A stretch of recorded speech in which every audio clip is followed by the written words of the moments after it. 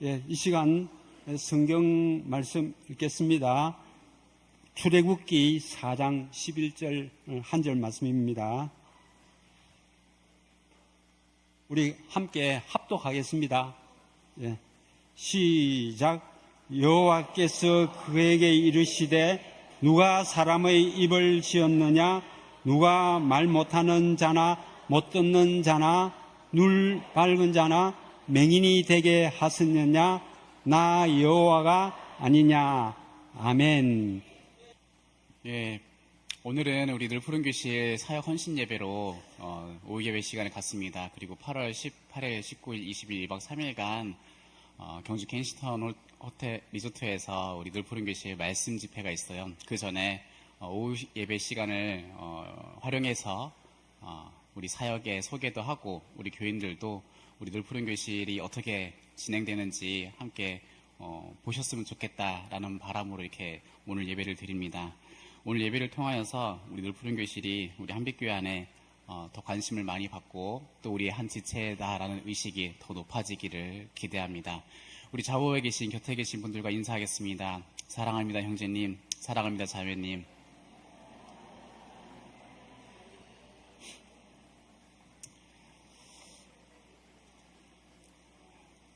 제가 방금 이제 잠깐 멘트 했는데 제 스스로 좀 느낀 게 졸립네요. 제 목소리가 좀 졸렸어요. 그죠? 엄청 졸렸던 것 같아요. 조금 더 톤을 높일게요. 너무 졸렸던 것 같은데. 그죠? 방금 한 10여 초, 20초 정도 얘기한 게 너무 졸렸던 것 같아서 조금 톤을 높여보겠습니다.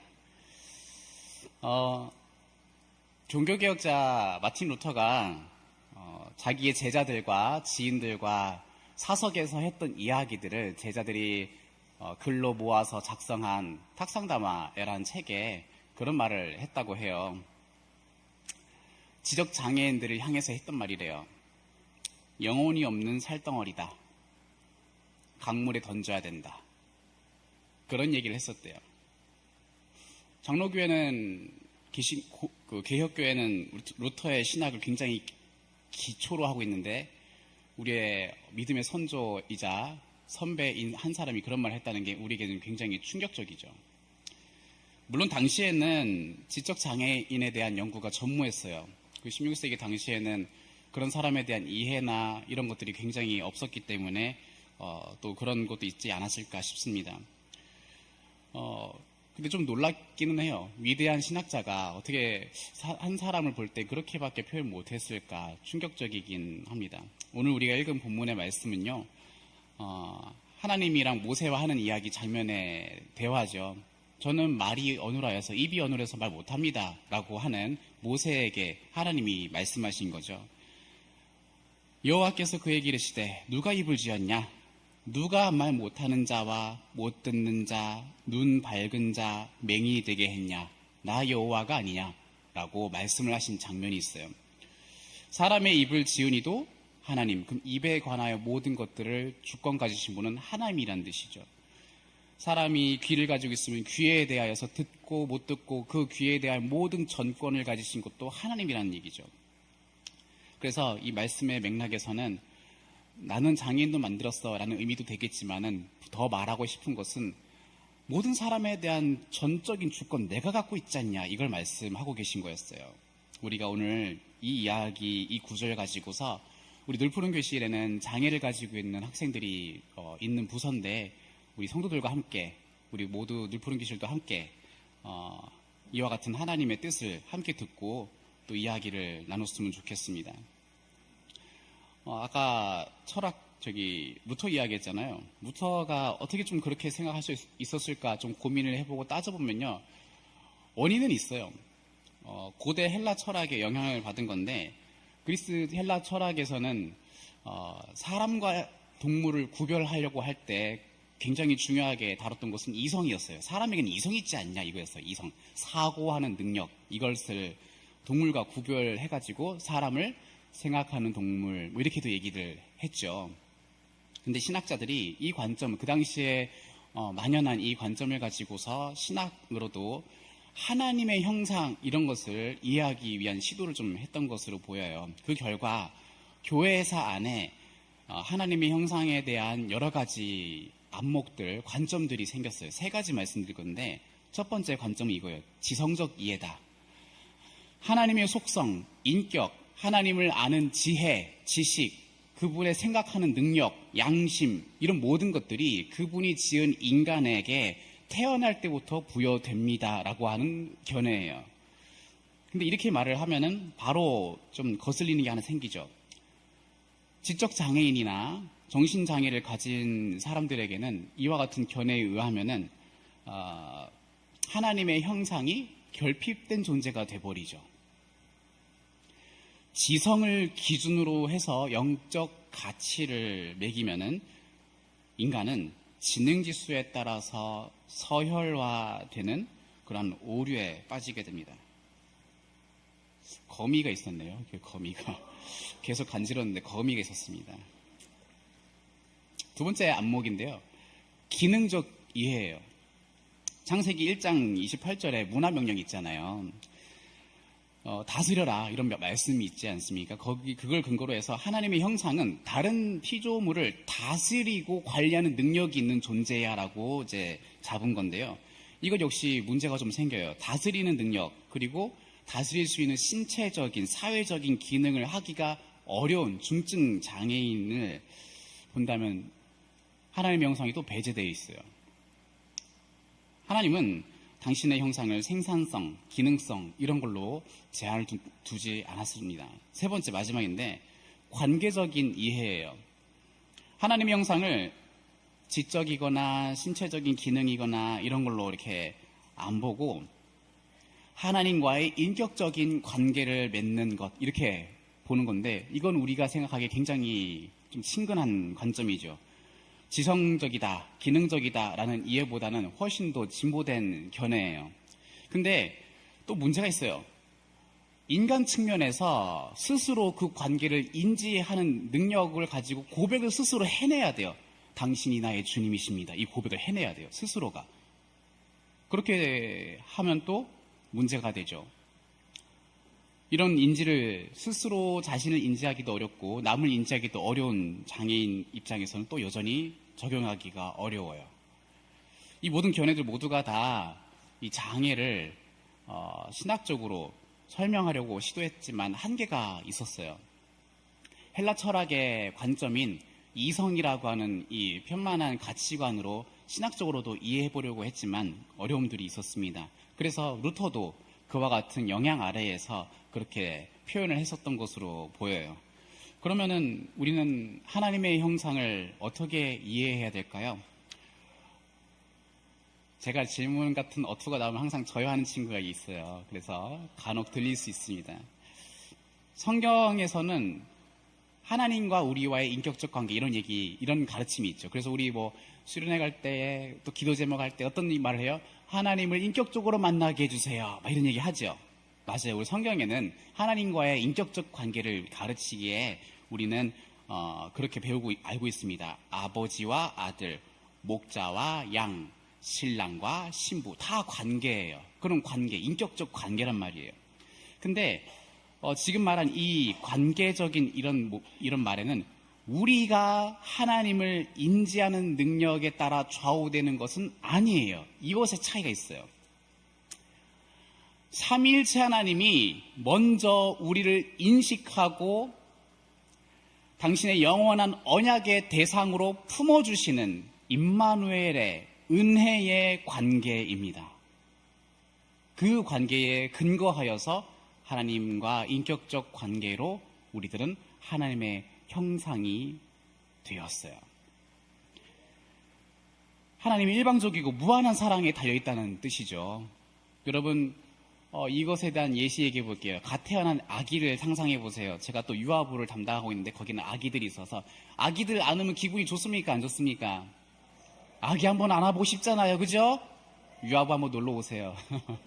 아기 한번 안으면 기분이 좋아요. 왜요? 사랑스럽고 갓 태어난 생명에 대한 우리의 약간 숭고한 마음이 있는 것 같아요. 너무 사랑스러워요. 그리고 또 하나 있어요. 아기는 우리를 뭐라고 안 해요. 어떻게 생겼다, 싫다 이런 거 안 해요. 그냥 앵겨요. 그러니까 우리를 맞이해줘요. 그래서 좋은 거예요. 근데 아기 생각해 보시면은 아기랑 부모가 관계가 있잖아요. 인격적 관계가 있거든요. 아기가 태어나서 어머님 절 낳으신다고 고생하셨습니다. 바로 말이 터서 나오자마자 탯줄을 자른 이후에 제가 절을 하겠습니다. 뭐 이런 거 없어요. 이런 지능적 인식, 문화적 인식, 언어도 안 되고 아무것도 안 되는 상태예요. 근데 어떻습니까? 부모와 이 아이 사이에는 분명하고 확실한 관계는 확정되어 있어요. 무엇에 근거해서 그렇죠? 부모가 그 아이를 내가 낳았어라는 것 하나를 가지고 무한한 사랑의 눈으로 봐주는 것 하나만으로 부모 자녀 관계가 되어 있는 거예요. 그렇잖아요. 그래서 이 아기는 부모에게 엄마 아빠 이름 몰라도 한국말 몰라도 사회적인 이 문화적인 가치관 아무것도 몰라도 밥 달라고 울기만 해도 아무런 효를 아무것도 안 해도 그 부모 앞에서 완전한 자녀예요. 불완전한 자녀가 아니라 완전한 자녀예요. 내가 낳았다 완전한 내 자녀예요. 그런 관계를 이미 우리는 인생 속에서 경험한 바 있어요. 잘 기억이 안 나고 우리 사회에 우리 생활에서 확장되어서 인식이 안 돼서 그렇지 이미 우리는 그런 믿음과 확정적인 이 관계 안에서 관계가 이루어진다는 것을 경험한 바 있습니다. 하나님의 형상도 이렇게 이해하는 거예요. 우리의 능력이 아니라 하나님의 일방적이고 무한한 사랑을 말하는 언약의 사랑, 언약 관계로 하나님의 형상을 이해하는 거예요. 그래서 이 언약의 사랑에 따라서 우리들은 사람이 하나님의 형상이요 또 하나님의 자녀라는 관계도 완성될 수 있다라고 볼 수 있습니다. 여러분 우리 늘푸른 교실 우리 친구들이 우리 늘푸른 교실 우리 선생님들과 우리 친구들 앞에 나와서 찬양했는데 저는 뒤에 있어서 잘 못 봤어요. 여러분 보니까 어떠셨어요? 대답 안 하실 겁니까? 제가 늘푸른 교실 맡기 이전에도 늘푸른 교실에서 잠깐 이제 앞에 나와 있을 때 이런 거 볼 때마다 뭐 좀 감격될 때가 많았었어요. 우리 친구들이 할 수 있는 만큼 안에서 즐거워한다. 우리 효승이라는 친구는 너무 찬양할 때 굉장히 즐거워하는 걸 많이 보여주는 친구거든요. 그렇게 있어요. 근데 여러분 이 하나님을 향하여서 어떠한 긴밀한 고백과 인지와 이런 것들이 없어도 하나님께서 우리 아이들을 당신의 무한한 사랑인 언약 안에서 돌보고 계시다면은 우리 이러한 언약 아래에 있는 사람들인 우리 어떠한 친구들, 우리 늘푸른 친구들 비롯해서 모든 사람들은 예배하는 자로 하나님께서는 맞이해 주시고 그 영혼을 향한 하나님의 돌보심이 있기 때문에 예배는 항상 성립이 되는 거예요. 유아부도 이런 맥락으로 아기들도 그 예배 자리에 앉아 있어요.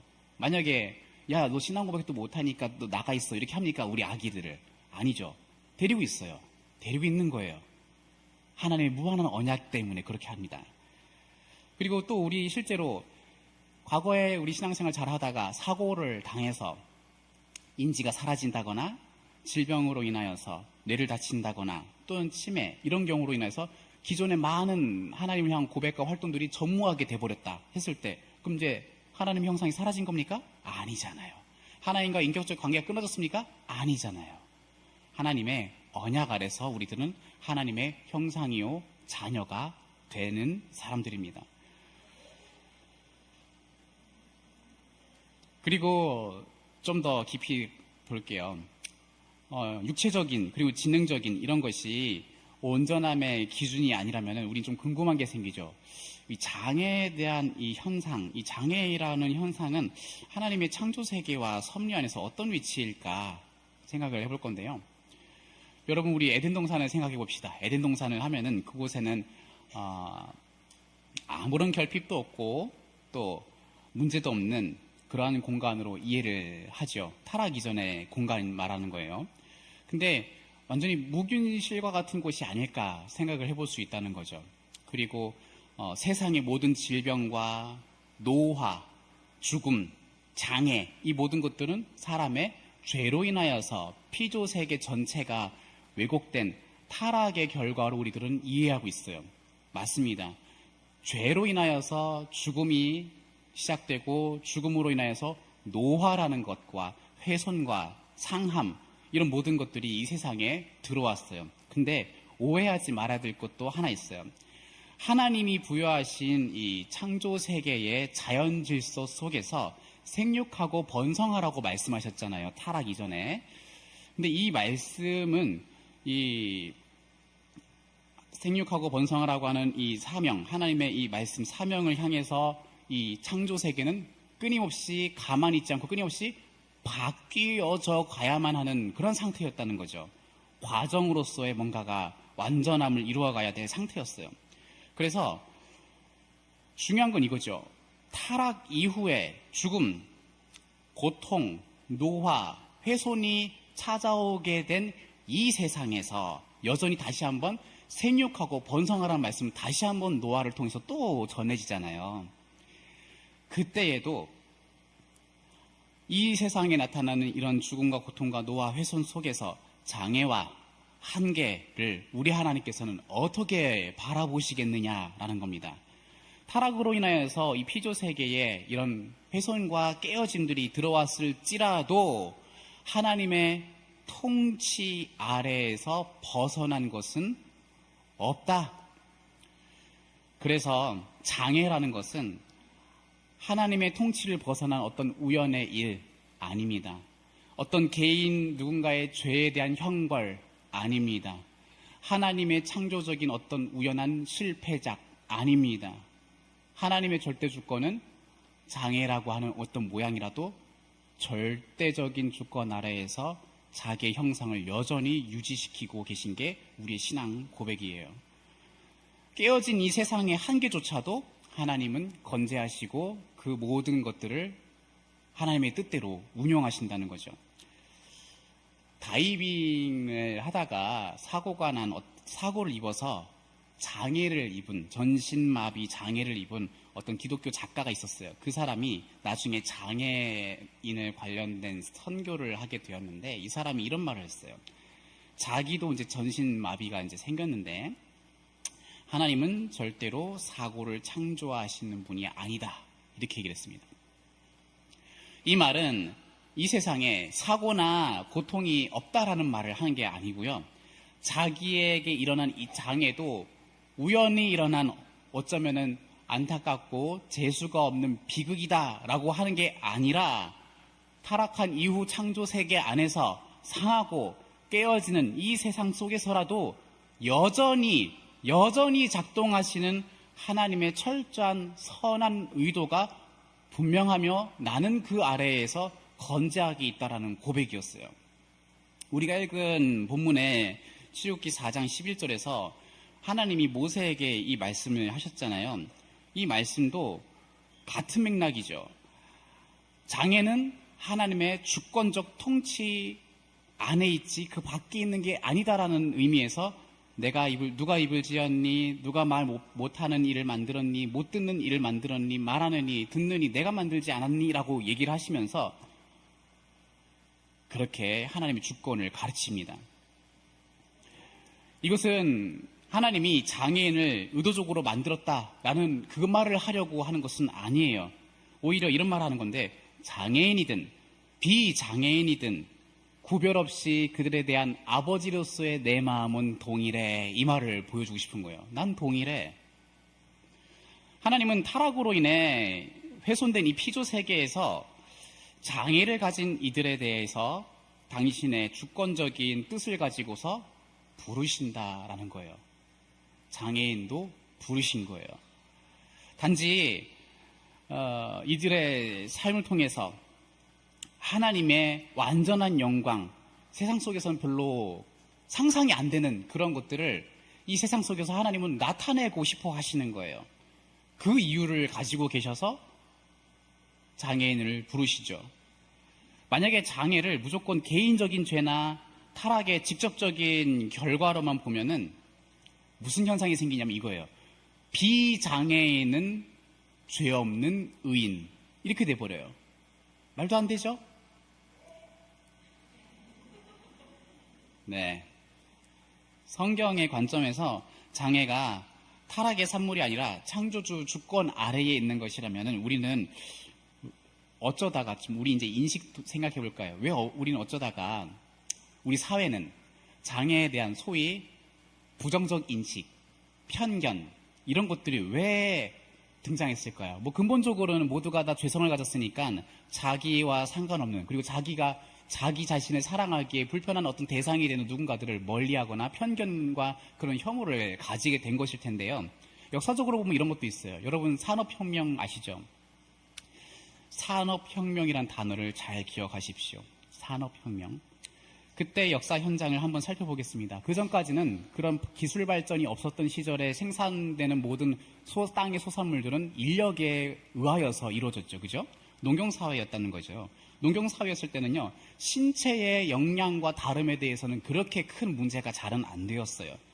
다리를 좀 저는 사람이 있으면 그만큼 수확하면 되는 거였어요. 가족이 있을 때 10명의 가족이 있는데 이 사람은 뭐 한 가마니 해놓고 저 사람은 반 가마니 뭐 꺼내오고 이 사람은 뭐 한 바구니밖에 못해도 그래도 그만큼 한 거예요. 그만큼 한 거였어요.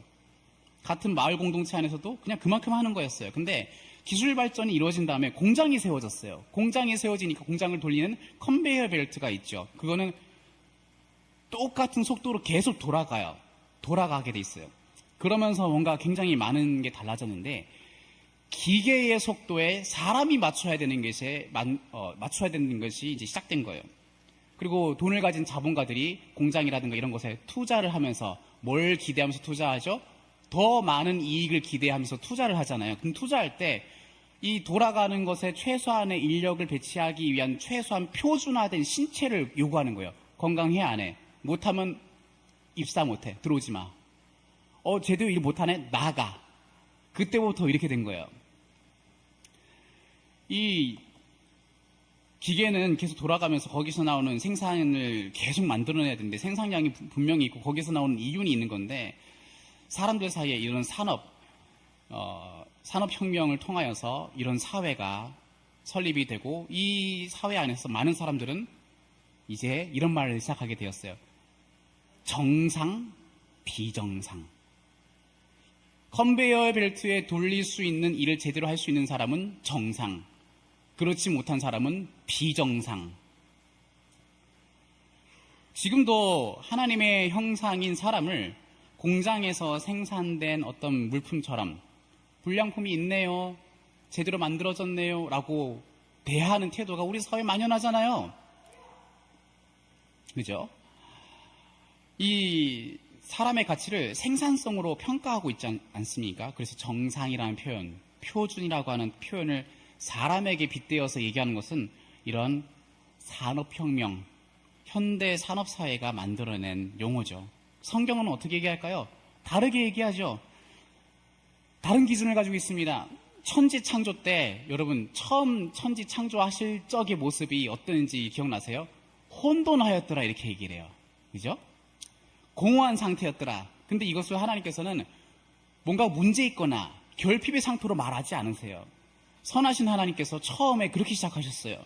아직 비가 내리지 않은 땅, 아직 사람을 만들지 않았던 그 땅, 또는 하와를 만들기 위해 갈비뼈 하나가 뽑혀나간 아담, 그러면 조금 이상하다고 불완전한 사람으로 취급하지도 않으셨어요.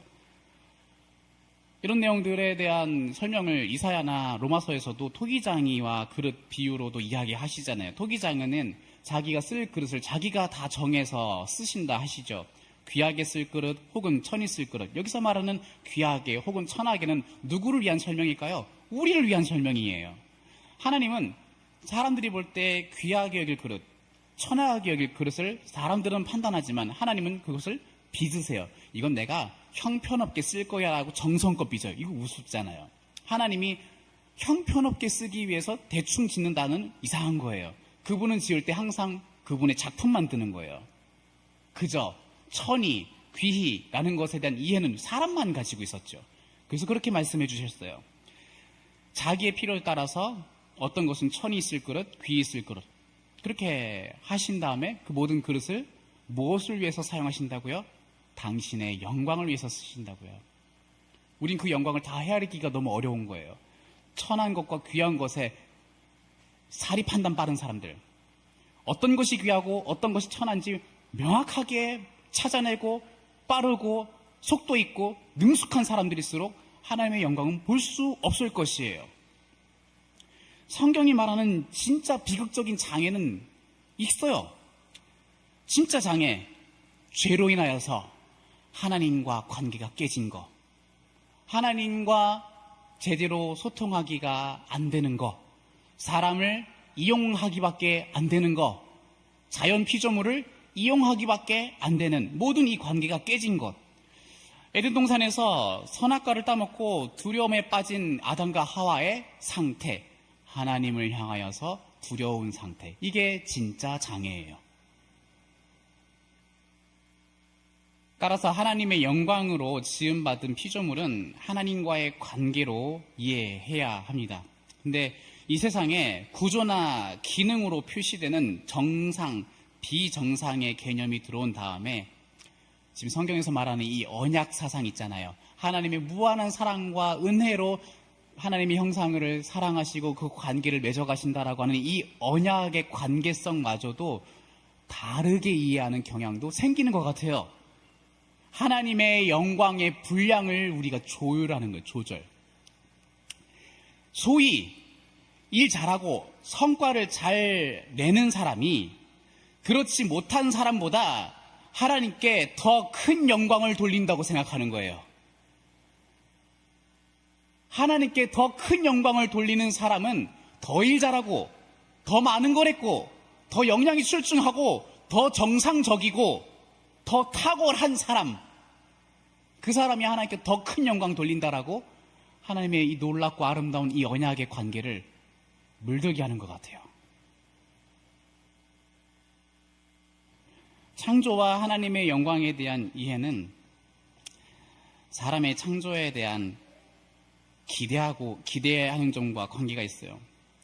사람들은 창조가 자신들에게 얼마나 큰 혜택과 기쁨 주느냐로 하나님의 영광을, 그 분량을 계산하고 싶어하는 못된 본성이 있어요. 장애아를 둔 부모는 장애아로 태어난 아이가 자기의 기대에 미치지 못한 사람이다, 아이다 라고 여기면서 하나님의 창조 목적과 하나님의 영광의 분량에 미치지 못한다라고 생각할 수도 있는 거예요. 그래서 우리들은 하나님의 주권적이면서 놀라운 은혜의 언약의 이 관점을 성경을 통해서 배워서 자유를 누려야 된다는 것이죠. 하나님은요, 아까 전에 말씀드렸다시피 모든 깨어진 이 피조 세계 안에서도 온전한 당신의 주권을 행사하시면서 당신의 영광을 위해서 모든 그 하나님의 형상을 사용하시고 사용하시는데, 그때 나는 얘는 별로 만족스럽지 않아, 얘는 조금 만족스러워, 하나님이 만약에 그런 분이시라면 하나님이 아니실 거예요. 근데 하나님은 얘도 내가 내 만족 위해서 쓸 거고 얘도 내 만족 위해서 쓸 거야 하면서 만족스러워 하고 있을 텐데, 사람이 하나님이 만족스러워하는 피조물에 대하여서 나는 불만족스러워 한다는 것은 그것은 고쳐야 될 것이지요. 그죠? 그것을 고쳐야 될 것이죠. 사람이 하나님의 창조에 대해서 얼마나 감사하고 있는가, 이거가 중요한 관점일 겁니다. 얼마나 감사하고 있는가. 그것이 하나님이 하나하나 모든 것에 대한 만족을 잘 겸손히 배우는 태도일 것이에요. 하나님의 창조에 대하여 감사하는 그 정도. 여러분, 진정한 장애가 관계의 단절이라고 말씀을 드렸죠. 그러면은 이 깨어지고 단절된 이 관계를 회복하고 하나님의 형상으로 완전하게 이루어지는 하나의 사건을 이야기하려고 합니다. 그것은 뭘까요? 십자가입니다. 십자가 위에서 예수님은 어마어마한 능력을 펼쳐내시지 않으셨어요. 하늘에서 불을 내리게 한다거나, 자기를 못 박아 죽이는 모든 사람들을 불태워 죽인다거나, 비가 내려서 홍수로 죽이거나 심판하지 않으셨죠. 그저 그냥 처절하게 무력했어요. 자기 몸이 찢기고 상했고 깨지는 모습을 그 십자가 위에서 보이셨어요. 그래서 바울은 골로새서에서 예수님을 향하여서 보이지 아니하시는 하나님의 형상이다라고 고백을 합니다. 그런데 이 예수님이 하나님의 형상을 최고로 드러낸 순간이 언제냐? 기적을 행할 때가 아니라 바다 위를 걸을 때가 아니라 오병이어로 수천 명을 먹인 그때가 아니라 철저하게 약해진 십자가에 달렸을 때라는 거예요. 권능 대신에 무력해짐으로 인간 인류의 고통을 끌어안으신 이것이 하나님의 형상으로서의 절정으로 하나님은 이 예수를 통하여서 나타내셨어요. 따라서 예수님이 이 십자가를 지신 이것은 예수님께서 하나님의 형상을 잘 나타낸 것이다 이렇게 본다면 오히려 어떤 깨진 모습이 하나님의 형상을 더 잘 나타낼 수도 있는 것이다 라고 볼 수 있겠죠. 예수님은 십자가에서 깨진 모습으로 고난받았는데 오히려 온전한 형상으로 우리에게 가르치고 보이시는 것처럼 우리들이 보고 있는 우리 장애를 가진 성도들, 그분들도 찢어지신 예수님의 모습을 보면서 존귀하시고 거룩하신 하나님의 아드님이시다 우린 고백하는 것이 쉽듯이 하나님의 섭리 아래에서 그리고 언약 아래에서 자녀가 된 모든 형편에 있는 성도들, 특히 우리 장애를 가진 성도들도 하나님의 온전한 형상을 가진 그런 사람들이라는 것을 우리들이 기억할 수 있으면 좋겠습니다. 여러분, 일본의 전통 도자기 예술 중에 킨츠기라는 게 있어요. 저도 이번에 처음 알게 됐는데 킨츠기, 깨진 그릇 도자기들을 이어 붙여서 다시 작품 만든 건데 그 깨진 갈라진 틈과 틈 사이를 금가루와 옷으로 섞어서 이어 붙여서 오히려 갈라진 그 상처를 이만큼 굵직하게 금으로 치장한 거죠. 그래서 그릇이나 도자기나 그 외형 모습이 마치 금으로 된 그물로 뒤덮은 모양이 된 것인데 오히려 이전보다도 더 멋진 작품으로 칭송받는 그런 기법이 돼버렸어요. 우리의 연약함과 깨어짐이 하나님의 영광을 드러낼 수 있는 것이 된다고 한다면은 우리의 연약함과 깨어짐 그곳 안에 금빛으로 빛나는 무언가들로 채워지지 않겠습니까? 그 자리에는 하나님을 고백하는 그 은혜에 대한 고백들로 채워질 것이에요. 그래서 십자가는 굉장히 큰 킨츠기 사건이겠다라고도 볼 수 있겠습니다. 세상 사람들의 눈에는 깨진 것처럼 보이는 우리 장애인들의 몸이 오히려 하나님의 형상을 더 잘 나타낼 수도 있음을 겸손히 수용하셨으면 좋겠어요. 그리스도께서도 권능을 내려놓고 스스로 인간의 무력함과 연약함에 동참하셔서 그렇게 해서 파괴된 관계가 회복될 수 있는 것을 근거로 하여서 이렇게 전합니다. 여러분, 오늘 메시지를 정돈하면서 말씀을 할 텐데요. 이 모든 진리를 여러분들과 함께 나눈 데는 이유가 있죠. 오늘 설교 제목이 뭐였더라? 예, 제가 읽어보려고 했는데 읽어보셨네요. 네. 서로 기대어 사는 하나님의 형상. 삼위 하나님은요, 복수로 계십니다. 우리의 형상을 따라 사람을 만들자라고 얘기하시면서 서로 완전하게 의존하고 계셨음을 우리에게 천명하셨어요. 여러분, 가장 겸손한 믿음은 잘 의존하는 거예요. 잘 건강하게 의존하는 것. 삼위 하나님이 그렇게 서로 세 분이서 온전하게 의존하고 계신 것이 우리들 안에서도 잘 이루어지는 것. 우리가 보고 있는 사회는 이 의존성을 향하여서 좋게는 안 보죠. 자기 역할도 못한다, 제약갈임 못한다, 민폐다, 짐이다, 이렇게 세상은 보고 있어요. 여러분, 우리 눈도 바꾸면 좋겠습니다. 우리 스스로 모든 것을 다 해내야겠다라는 생각은 죄성에 가깝습니다. 내 인생 내가 기어코 다 해내서, 인간 승리에 해내서 사람들에게 영향 끼칠 것이고 하나님께 더 큰 영광 올려드릴 것이야 죄성에 가까울 것이에요. 삼위 하나님은 완전한 의존 가운데 계셔서 당신을 계시하시고 우리를 그 관계로 초대하신 분이신데 우리가 그 관계를 조금 더 닮지 못했다라는 의미니까요. 여러분, 이 서로 상호 의존을 건강하게 잘 할 수 있을 때 정말 우리에게 하나님께서 원하시는 하나님의 형상은 영광 받으시는 하나님의 형상이 되는 것입니다. 우리 올해의 교회의 표가 뭐죠? 또 읽어볼까요? 함께 지어져 갈 능력 어디 있을까요? 사람 잘 사귀는 능력? 태생적으로 사람들을 잘 섬길 수 있는 능력? 손과 발이 빠르고 눈도 빨라서 사람 잘 챙기는 그 능력? 사람들을 더 많은 것들을 공급할 수 있는 경제적 능력? 그런 데 달렸을까요? 삼위 하나님의 의존성을 많이 닮아서, 그 의존성을 많이 닮아서 때로는 개의치 않고 말할 수도 있고, 때로는 개의치 않고 도움을 구할 수도 있고, 때로는 개의치 않고 그 의존에 대해서 의연할 수 있고, 거기에 함께 지어져가는 능력이 있지 않겠습니까? 거기에 하나님이 받으시고자 하는 영광의 모습이 거기 있지 않겠습니까? 만약 안 그렇다면은 산업혁명적 눈으로만 함께 지어져 가는 거예요.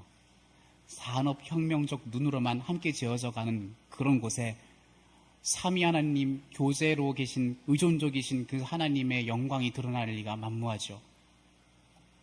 우리들의 눈도, 우리가 살아온 삶도 우리를 많이 영향력 끼쳤을 거예요.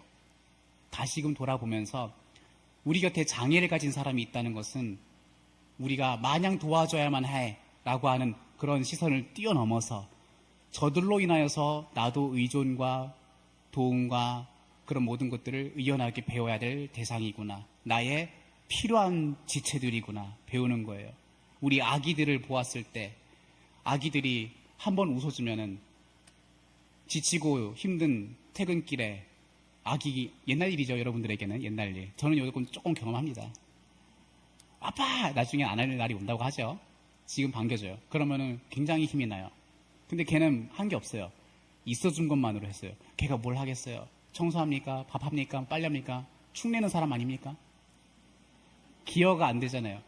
여러분, 하나님의 사랑은 비효율적이에요. 효율적이지가 않습니다. 그리고 우리 이미 그렇게 살았어요. 근데 산업혁명의 눈, 이거는 마귀의 눈이고 사탄의 계략이고 우리를 그렇게 서열화해놨어요. 우리조차도 그렇게 살고 있고 우리가 그게 잘한다고 생각해요. 그리고서 장애를 향하여서 이렇게도 얘기하죠. 하나님께 기도하면 낫게 해주실 거예요. 아니요. 하나님의 절대적인 주권을 부인하는 행위예요. 더 간절하게 기도하세요. 낫게 해주실 거예요. 아니요. 하나님이, 우리는 다 이해하기가 어렵지만 그 무한한 영광을 보이시기 위해서 요한복음 9장 3절에서 하나님이 나타내시고자 하는 일이 있다 이렇게 말씀해 주셔서 당신의 영원한 언약 안에서 지으신 거룩한 창조 피조물이에요. 사람이에요. 우리는 그렇게 하나님의 형상을 배워야 되는 거예요. 그래야만이 소망이 있고, 그래야만이 하나님께 칭찬하실 함께 지어져가는 교회죠. 다른 것으로 지어서는 무너질 겁니다. 다른 것으로 지어서는 무너질 거예요. 불타버릴 거예요. 그분의 능력으로만 세웠을 때 견고하고 무너지지 않는 반석일 겁니다. 여러분, 오늘 우리 장애인들과 함께 예배드리는 기회를 갖게 되어서 기왕 이렇게 말씀을 준비했습니다. 장애인들에 대한 저도 연구를 하게 되고, 저도 몰랐었고 잘 접할 기회도 없었어요. 그래서 늘 프로잉글리시를 담당하면서 장애인들에 대한 이해, 하나님의 뜻, 여러 가지의 내 죄성, 그리고 교회란 무엇인지 많은 것들을 끊임없이 접하게 돼요. 그러면서 도움을 줘야만 하는 사람들이라고 보는 그 시선은 뛰어넘어야 되겠구나.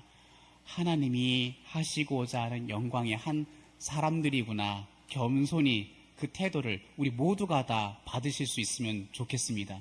그런 태도로 내가 계산한 하나님께 드릴 영광, 이게 아니라 하나님이 우리로 하여금 누리게 하실 하나님의 영광을 기대할 수 있으면 좋겠어요. 그게 산업혁명의 눈으로 우리도 쩔어져 있다면은 내가 더 해서 드릴 거야는 수치스러운 것으로 여기기 시작할 것이고, 오히려 겸손히 주님, 저도 주님을 필요로 하는 한 사람이요, 하나님의 영광을 드러낼 한 피조물입니다. 저도 그렇게 쓰게 해주시고, 저도 그렇게 하나님의 영광을 드러낼 다른 지체 안에서의 의존의 대상, 필요의 대상, 도움의 대상, 돕는 사람으로 살게 해 주옵소서. 간구하고 살아가시는 저와 여러분 되시기를 바랍니다.